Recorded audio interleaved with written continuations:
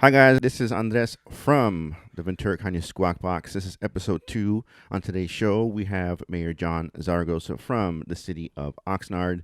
Mayor Zaragoza has a long history in the city, from working in its public works department to city council. Then he went off to be a supervisor for the county of Ventura and came back uh, this year, to be the mayor of Oxnard. Anyway, enjoy the show, and thanks for listening. Okay, so let me, Andres, go ahead and give you a little bit information about myself. Sure. I know that a lot of people believe that, well, sometimes people believe that everybody knows me. Sometimes, if you talk sometimes to the everyday person, they figure, um, you ask them, who's the president of the United States? And people say, oh, God, I don't care. Well, was it Clinton? Was it Bush? Some people don't really pay attention to it, but Hmm. and and I've been, just for information, just to share a little bit of myself, and then we'll go into the harbor if you like. Sure. That I want to share a little bit about myself. That I was born here in at BCMC, Ventura County Medical Center. That used to be called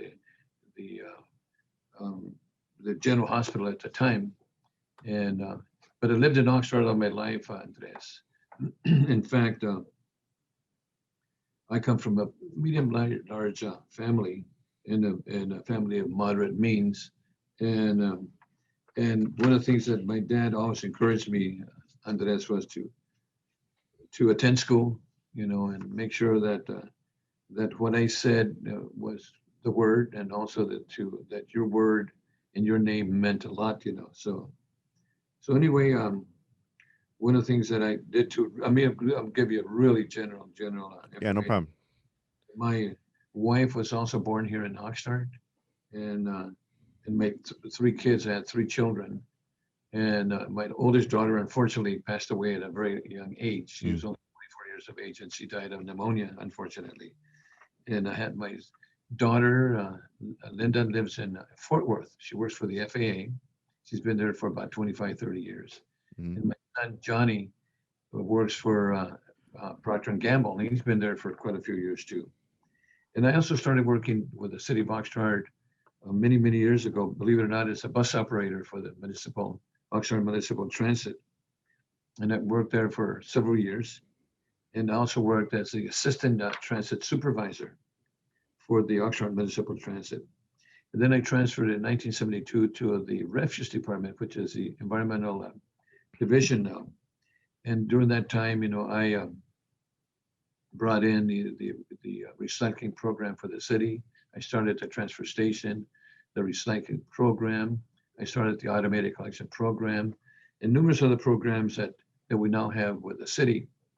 So I was very proud of it. Of course, that's one presentation by itself. And then, of course, I transferred there in 1972 to the refuse department, and 5 years later, I was running the department.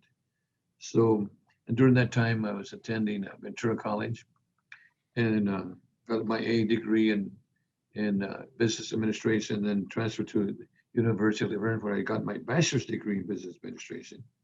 And then, of course, then I left during that time too, Andres. I studied real estate and became a real estate broker, Mm-hmm. and also an income tax preparer. And I've been preparing income taxes for years and years and years. So I had a very successful real estate business that I ran on my own. So I have private business and governmental business. And again, I prepared income taxes for years and years and years. And again, I was elected to the city council in 1996, and I served as a council member and mayor pro tem 12 years. And 4 of those years, I was mayor pro tem for the city of Oxnard. Then in 2008, I got elected to the board of supervisors, and I served there 12 years. And two of those terms, I was unopposed. So my first 4 years, I won the election, and then next two terms for a total of 8 years, I was never opposed at all for those positions. So then again, here in 2008, I was elected as November 3rd as mayor of the city of Oxnard. I made a complete round. And one of the reasons I made a complete round is because a little people say, well, aren't you going to retire? And he says, I'm already retired at this. I just like what I do. Mm-hmm. But there's really basically no pay here, compared Right. to the county. And I've been telling people that I'm probably working for about $4 an hour. And it's a part-time job, Andres, but I'm being here every single day at Right. the office. And also on weekends too, and so I do that because I enjoy it. I've been here approximately 150 days, as mayor of the city of Oxnard. Right. And of course, we also worked on the Homeless Solution Center here on Second and B Street. And I won't talk much about that other than we have the Armory where we have our homeless individuals that have been working, that have been taken care of that 24/7 by Mhm. homes and so forth. So that's one of the things that we're working on that I think is really important to take care of the homeless issues, which is really, really important. So additionally, also, one of the things that we're doing, and I'll get to the harbor here real quick, is that recently, the city council set up the 5-year priorities for the year 2021 to 2025. Mhm. It's priorities that we set together. It's actually 5 categories. We ended up with five categories. And one of the things that we did, we actually went out to the public and got a survey. And we, believe it or not, this is really good. So we got 2,000 people that sent back surveys to us, who wanted to find out, wanted to share with us what they wanted, which I think was really important. So do you want me to share some of those little bit of those 5 priorities? Yeah, sure. One of the things that priority number one was a quality of life, Andres.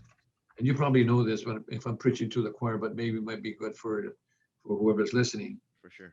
is to look for the Arts Academy for youth, which is really important, and restoring senior programs for our seniors. And one of the things that we're looking to is to build an aquatic center in South Oxnard, because as you know, Oxnard is potentially has been neglected for many, many years. So we're looking at that too, to build an aquatic center for the residents in for all of anyway, but in South Oxnard. Also, we're looking at reopening the Carnegie Art Museum and also the PAC, the Performing Arts Center. Right. The Carnegie building, just for information, you probably know because you're in one of our CAGs, Yep. is that the Carnegie building has asbestos and also needs to be earthquake retrofit. So we're going to have to gradually look into that one too.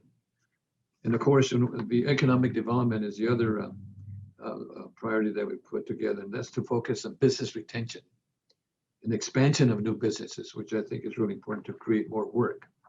And also one of the things that we're looking at is training our residents for employment with local businesses such as Procter & Gamble, House Automation, and some of those people through what we call the Oxnard Employee Pipeline. And also work with our trades and come out with they have a good apprenticeship programs with IBEW, the electricians, with the carpenters, with the laborers, and also the iron workers and so forth, to train our people here in Oxnard to raise the standard of living, which I think is really important. I've had the opportunity to work with them too. Andres, the other thing that we're working on is revitalizing Wainimi Saviors Road, Pleasant Valley, Channel Islands corridor from Woolley Road all the way to Wainimi Road. Revitalize all those businesses.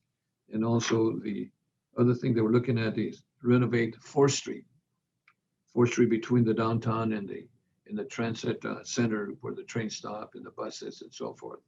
Because we have a lot of individuals that go by Oxnard and go to Ventura or Santa Barbara, where they potentially could stop here too. Once we make it attractive to help our businesses here.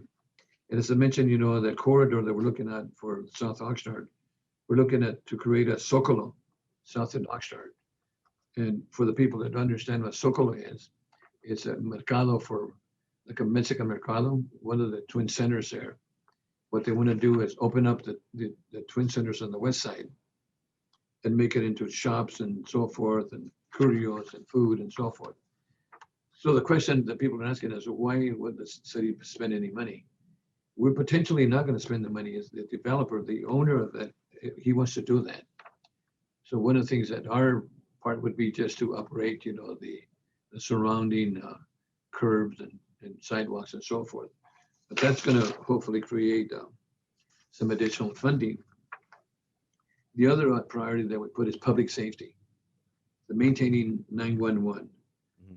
That's extremely important to all of us. I know that if I'm having trouble at my home, or somebody broke into my house, or somebody had a heart attack or stroke, 911 is really important. And I've used them before in the past, unfortunately, but we saved a lot of my lives. And also maintaining our fire protection services.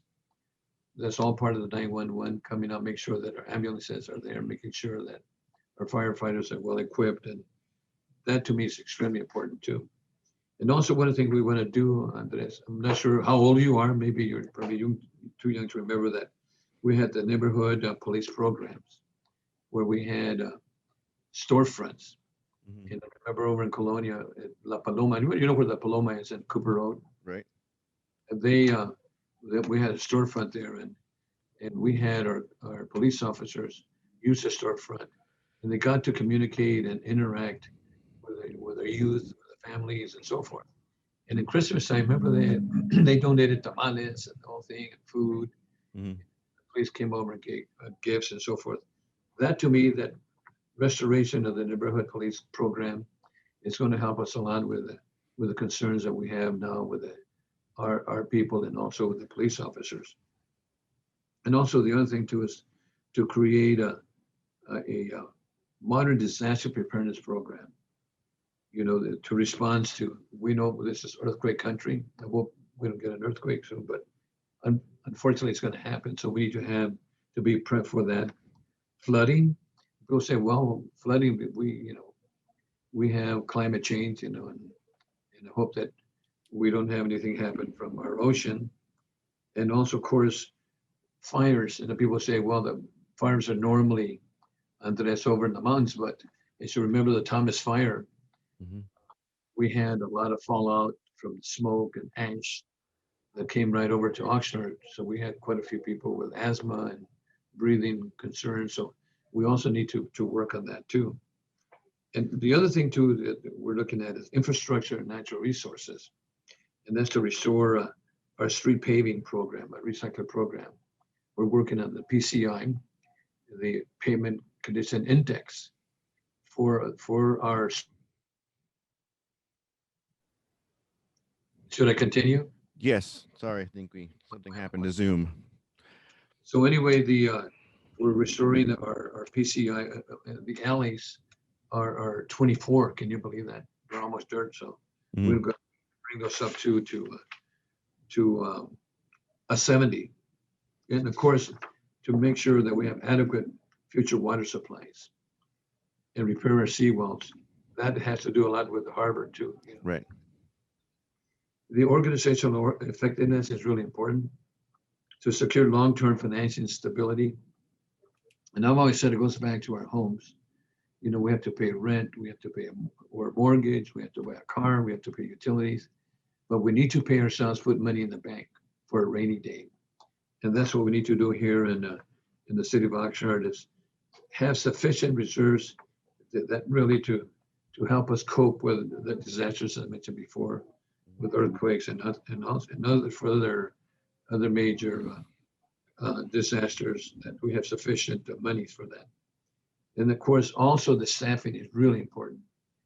As you know, we're probably going to have probably the best budget we've ever had. So last time the city had a budget that was really short funded. It had to actually lay off quite a few people, and quite a bit of the items that we're talking about were never done, like the parks were closed and so forth. Mhm. So we need to invest in also cybersecurity. If you want me to continue, I'll be happy to stop or not continue. Whatever. So I mean, we can move on to the harbor. Actually, I got off the phone with my wife before we started the interview to discuss what I was going to talk about with you, and um, she brought up that she had met you one time in an official capacity. She had done some contract work for the city of Oxnard when Jesus Nava was the assistant, Okay. and it was in regard to City Corps, the youth program. Gotcha. Yeah, and she So, said she had met with you doing that, but um, okay. Well, happenings of the harbor um, interaction between the city and the county happened didn't fully transpire that project, which ties into what we're going to talk about. Um, so you have an agreement now in place yes. for Let me the. Sure, go go ahead. ahead. One of the things, as a supervisor, I when I got elected in 2008, I inherited what was happening there at the Fisherman's Wharf. Mm-hmm. What happened, just Andres, just for information, was when I got elected, there was 800 apartments that were approved between the county and the city, and they were Mm-hmm. all in. But however, remember we hit the 2008, I call it the big recession. Right. That fell apart. And then another developer came in with 600 apartments, and Mm-hmm. that was approved. And that, again, during the recession of 2008, that fell apart. So then Tollefson came in, and then he came in after a couple of years. He came in and said, "Hey, look, I want to propose 600 apartments." And he met with me, and I said, "Mr. Thomas, it's not going to work. It's not going to Mm-hmm. work. It's too many apartments, number one." And he said, then he came back and said, "How about 400 apartments?" And he says, "Look, no, I'm not going to take that to the public." And then he says, "How about 390?" So we brought it over to the city, and the city said no because it had to do what they call the city wanted to be part of the process and so forth, and Mm-hmm. the two community developments and permit process didn't work. Then the city got involved in it, and then during that time, we had a 50-year agreement that the city and the county had put together, and that expired at about that same time, about 2015 or so forth.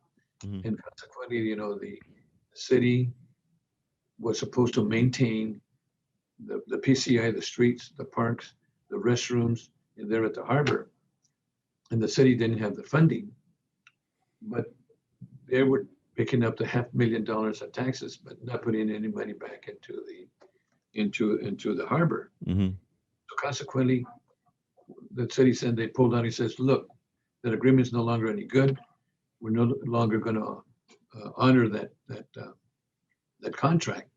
So then the county ended up having to put $500,000 out of the enterprise fund for the harbor. And then we had a disagreement back and forth, and who's going to do X, who's going to do Y. Mm-hmm. And of course, then Fisherman's Wharf came about. And we went to the Coastal Commission. The Coastal Commission said, no, the fighting between the city and the county, you guys have to agree, we're not going to get involved. And so anyway, that contract got expired. And then we have the hotel, which is the Hyatt Hotel, Mm-hmm. take care of the restaurant that's there before. That's happening. That's going to happen. But one of the things that happened too, because of the pandemic, and I was there when that happened, the permits expired. Mm-hmm. I had to renew the permits, and that's taking some time, but it's going to happen. Mm-hmm. So when I came here to the city, one of the things that I mentioned to Alex, our city manager, and also Carmen over at the CO's office, Mm-hmm. we worked together and said, look, and I said, we need to come out with an agreement between the city and the county, because we have a lot of work to do that's going to, I believe, is going to benefit not only the city, the county, and the rest of the residents. So we're looking at a contract that something that we could work together. Mm-hmm. In the meantime, we had what they call the tax sharing agreement. In the tax sharing agreement, Andres, you probably know this better than I do, is that anytime that the city or the county annex a particular piece of property, they share in the taxes that are generated. And at that time, the county says, look, if you guys do not want to cooperate with us on the agreement over at the county, at the harbor, excuse me, we're not going to approve the tax sharing agreement. So consequently, we had Urbana, excuse me. They're a real school district that needed to annex to the city, and the county would not approve it subject to the tax sharing agreement. So here we spend a whole year with a pandemic. Mm-hmm. Rio Urbana is there. The real school district needs to sell that property to make sure that they do their work for the real school district. That was not happening. So consequently, now we ended up with a tax sharing agreement that we just passed a couple of weeks ago. That we've got all those things together. Now the city saying, okay, we're going to pay for X amount of dollars on the maintenance of the PCI, the parks, and so forth Mm-hmm. for a couple of years. We're also going to replace a lot of the lighting for a couple of years. We're going to do the paving on Victoria from Carolinas all the way to Kitty Beach. Mm-hmm. Work together, and also the Hyatt Regency is going to generate about $1 million a year or something like that when it comes up. Mm-hmm. And they're going to share that monies at a percentage. And also one of the things that we were looking at is the fire station number 6 right there on Peninsula. Right. That's really important that we take care of that fire station because that protects most of the city and also the unincorporated area of the county. So one of the things that we wanted was an additional 80 feet to the west, and it's right under the bridge, Mm-hmm. close to the bridge. So that in the future, we're looking at expanding that fire station. So that was another agreement that we ended up doing and working. So now for the first time in a decade or more, we finally have an agreement. And I potentially call it, this is a hands across the Channel Islands, which I think is really important, an agreement that really has helped the city and the county of Ventura Mm-hmm. work together for the first time in many, many, many years, and again, I believe in the harbor. I believe that Mark Sandoval is doing a good job because he's put together the visioning statement of the committee, excuse me. And I want to go back a little bit on the visioning Mm-hmm. process. When I was in the Board of Supervisors, one of the things that I wanted to do was come out with what they call a pre-review process. In other words, before anything was built at the harbor, which is not part of the visioning statement, let's bring it to the stakeholders. Let's bring it to the residents there. Let's bring it to the business and say, look, we're going to build X on X3 or build Y on X1 lot and so forth. Give us a feedback. That's how the visioning process started. And of course, they took it from there. And now we have some of the neighborhood, I think the neighborhood council there is working with them. There's a committee that was put together by the stakeholders, by the county, with city participation in order to find out, Andres, what do we want to build there and what input can we get from the community and the stakeholders in order to work with them so everybody's happy. Mm-hmm. And also you have to, I was a real estate broker for many, many years. And whatever you build there really affects, the properties there. Right. Increase or decrease in the value of properties, number one.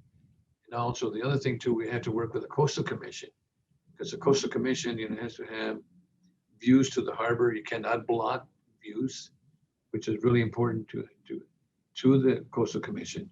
And the Coastal Commission has the authority to share what's been built 1 mile from the water all the way inland. So anything around which covers the whole harbor and part of Mandalay Beach Road and also the Oxnard shores. And that covers most of the area. So not only do we have to work with the city, the county, and also the Coastal Commission. Everybody has to approve those issues. And again, I called it a major milestone, Andres. And now we have a contract that we can work with the county. And this is a start. This is a start because I believe that harbor is such a beautiful harbor that we need to take care of it. And of course, Fisherman's Wharf is the entrance Mm-hmm. of the harbor. And it's like anything else, if you drive into a neighborhood, if you see a rundown house, people are going to say, "Oh my God, I don't think I want to live here." So, but to me, that's extremely important.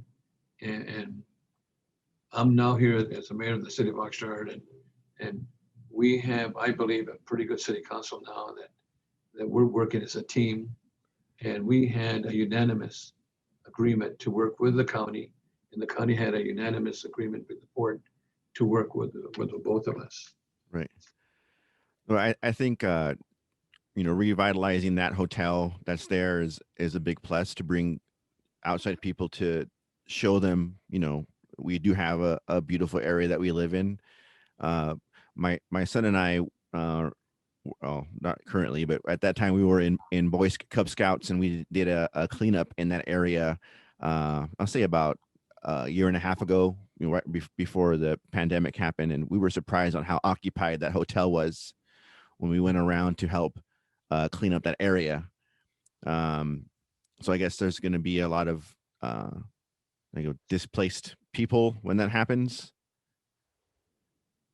One of the things too, and is that the whole thing's going to come down, but one of the things that also held the Hyatt Regency a little bit was that revetment.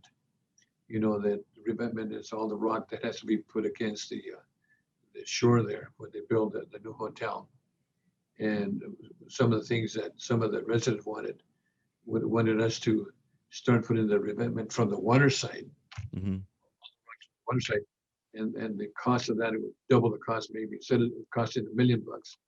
If you put the revetment from the water, it costs maybe 3 million. But we come out with an agreement now to put the revetment from the land side, which was from the shore side, which made a lot more sense, for that.